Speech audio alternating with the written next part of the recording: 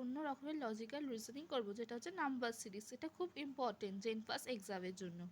তো আমাদের এইখানে মিসিং নাম্বারটা বার করতে দিয়েছে।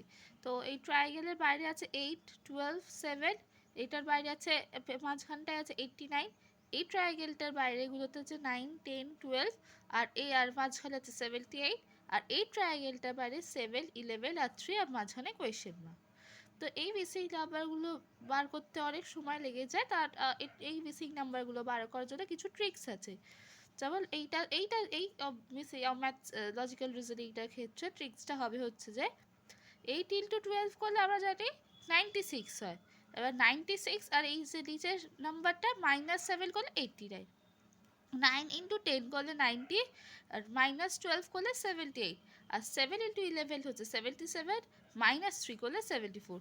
এই লাস্টেরটা, এই প্রথম দুটো যেই রকমভাবেই ক্যালকুলেট করে আসুক, লাস্টে যেটা আমাদের বার করতে দেবে সেটা ওইভাবেই ক্যালকুলেট করে আসতে হবে।